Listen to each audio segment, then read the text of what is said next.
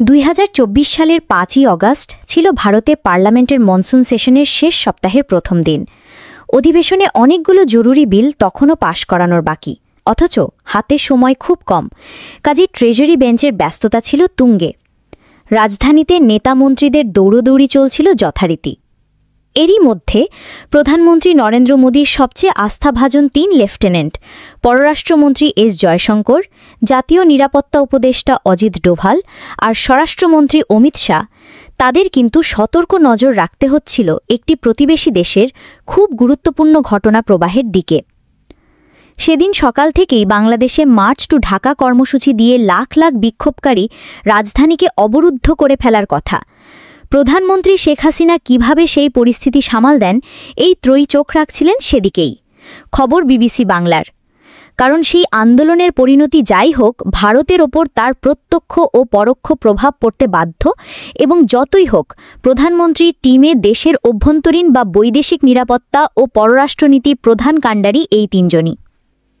এবং তাদের প্রত্যেকের কাছেই গোয়েন্দা কর্মকর্তাদের ব্রিফ ছিল শেখ হাসিনা তার রাজনৈতিক জীবনের সবচেয়ে কঠিন চ্যালেঞ্জের মুখোমুখি ঠিকই, কিন্তু শেষ পর্যন্ত তিনি হয়তো এই সংকটও সারভাইভ করে যাবেন।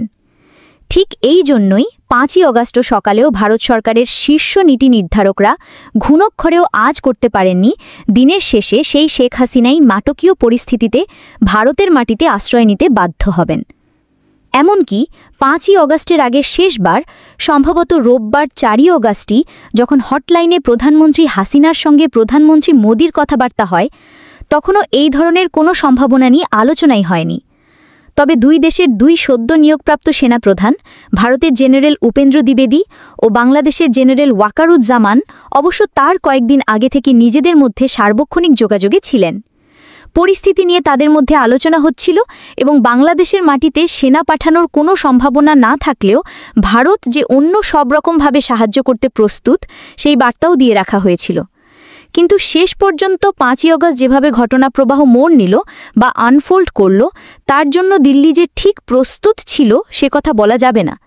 কারণ জীবন বাঁচাতে শেখ হাসিনাকে শেষ পর্যন্ত দেশত্যাগ করতে হবে, প্রায় ধরেই নেওয়া হয়েছিল এরকম সম্ভাবনা খুব ক্ষীণ।